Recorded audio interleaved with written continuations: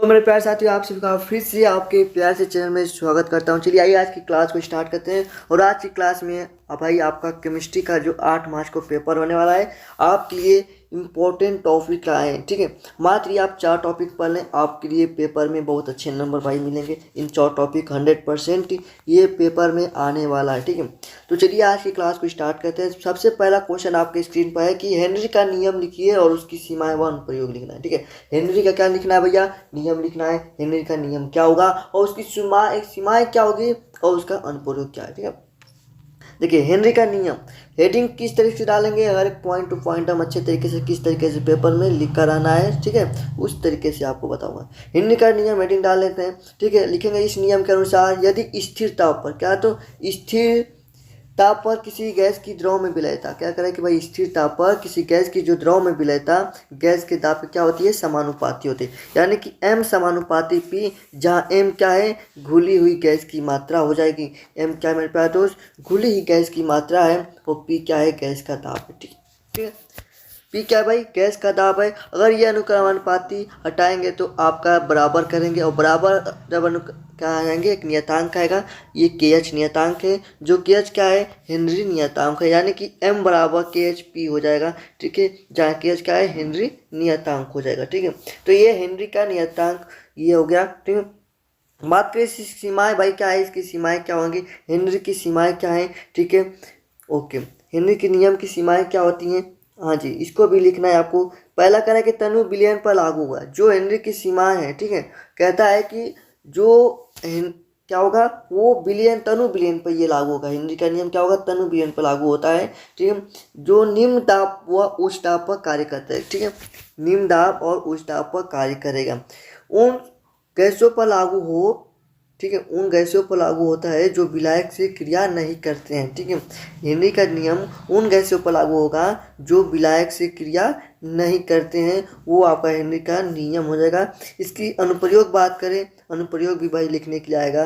अनुप्रयोग क्या कहता है, गोताखोर द्वारा, गोताखोर द्वारा आपका होगा। ठीक है, शीतल पेय पदार्थ, जो शीतल पेय पदार्थ में होता है, और फेफड़ों की क्रियाविधि द्वारा। ठीक है, तो ये आपका अनुप्रयोग है। जो गोताखोर जो पानी में समुद्र में जाते हैं नीचे, ठीक है, खोज करते हैं, कुछ ढूंढते हैं। ठीक है, तो वो गोताखोर के लिए हेनरी का नियम लागू होगा, अनुप्रयोग होगा। जैसे शीतल पेय पदार्थ, जो आप ठंडा पदार्थ पीते हैं, ठीक है, जो पेप्सी हो गया और भी सब कुल पीते हैं सब, वो आपका शीतल पेय पदार्थ हो गया। ठीक है, राउल्ट का नियम क्या कहता है, इस राउल्ट के नियम की बात कर रहे हैं। राउल्ट का नियम जो दूसरा नियम क्या कहेगा कि राउल्ट का नियम उसकी और सीमाएं बताइए। ठीक है, राउल्ट का नियम क्या, उसकी सीमाएं बताना है।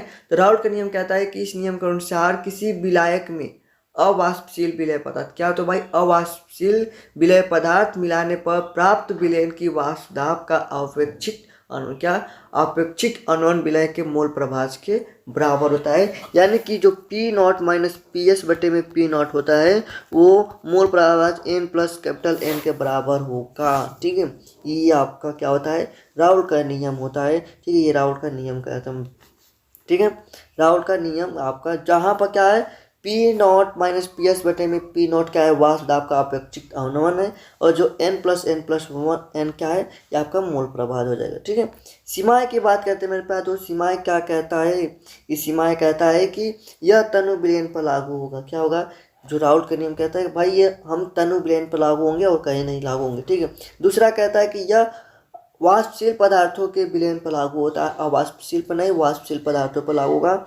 ठीक है, तीसरा कहता है कि यह विद्युत अपघट्य के विलयन पर लागू नहीं होता है, विद्युत अपघट्य के विलयन पर लागू नहीं होता है। ठीक है, तीसरा क्वेश्चन क्या कर रहा है, क्लोराउस के नियम को परिभाषित कीजिए और इसका अनुप्रयोग लिखिए। क्लोराउस का नियम क्या होता है, उसका अनुप्रयोग लिखना है। ठीक है, फटाफट, ये वेरी वेरी इंपॉर्टेंट है, हर बार ये क्वेश्चन आया हुआ है। क्लोराउस का नियम कहता है कि इस नियम के अनुसार किसी अनंत तरुणता पर किसी विद्युत की अपघट्य की जो मोलर चालकता होती है, विलयन में उपस्थित धनायनों तथा ऋणायनों की मोलर चालकताओं के योग की क्या हो, वो बराबर होती है। ठीक है, यानी कि अगर बात करें लैम्डा एम इन्फिनिट, जैसे यहाँ पर एक एग्जाम्पल है NaCl। ठीक है, यहाँ पर क्या कर रहा है, इसको बराबर यहाँ पर है। ठीक, अगर इसको तोड़ेंगे तो Na प्लस और Cl माइनस, यहाँ पर देखिए ऋणायन धनायन और ऋणायनों की मोलर चालकताओं के योग की क्या होगा, ऋणायन और धनायन और ऋणायन मूलक चालकताओं के योग के बराबर होता है। इसको क्या कहते हैं? क्रोराउस का नियम कहते हैं। ठीक है, क्रोराउस का नियम कहते हैं। अनुप्रयोग क्या कहता है मेरे प्यारे दोस्त? अनुप्रयोग की बात करें तो अनुप्रयोग कहता है कि वियोजन की कोटि ज्ञात करने में, जैसे किसी सांद्रता पर विद्युत अपघट्य की जो मूलक चालकता होती है, ठीक है, अनंत अनुता पर विद्युत अपघट्य की जो मूलक चालकता होती है, उसके अनुपात को वियोजन की कोटि कहते हैं। ठीक है, वियोजन की मात्रा कोटि जो आपका ये आपका हो जाएगा। ठीक है, चलिए नेक्स्ट बात करें क्या आगे उसकी भाई। उसी में भाई किसी जो लैम्डा सी एम भाई की किसी सांद्रता सी पर विद्युत अपघट्य की जो मूलक चालकता होगी, लैम्डा एम इन्फिनिट है, जो अनंत अनुता पर मूलक चालकता की होगी। ठीक है, चौथा भाई प्रश्न है कि हार्डी-शुल्ज़े का नियम लिखिए। हार्डी-शुल्ज़े का नियम क्या होता है, इसके बारे में बताइए भाई। तो किसी आयन की जो संयोजकता होती है जितनी अधिक होती है, उसकी स्कंद करने की क्षमता उतनी ही अधिक होती है। इस नियम को हार्डी-शुल्ज़े का नियम कहते हैं। जो धनायन की अगर बात करें, आयन की घटना क्रम, जैसे एल्युमिनियम 3+ हो गया, ठीक है, बेरिलियम 2+ हो गया और Na+ हो गया। ठीक है, जैसे ये ऋणायन की घटना क्रम हो गया। ठीक है, तो ये आपका हार्डी-शुल्ज़े का नियम कहता है। और इन सभी का स्क्रीनशॉट ऑफ ले लीजिए। ठीक है, इन सभी का स्क्रीनशॉट ऑफ ले लीजिए। ठीक है, चलिए आगे बात करते हैं। ठीक है, आपको ये 4 टॉपिक बता दिए। 4 टॉपिक को अच्छे तरीके से तैयार करके जाइएगा, जो कि पेपर में आपको बहुत बहुत मज़ा आने वाला है ये 4 टॉपिक से। ठीक है, फिर मिलते हैं एक नेक्स्ट वीडियो में। और भी बहुत शानदार क्वेश्चन है, न्यूमेरिकल है, बहुत सारा कराना है आपको। आपको कम से कम 5-10 मिनट के वीडियो में आपको सब कुछ कवर करा देंगे। ठीक है, ओके बाय।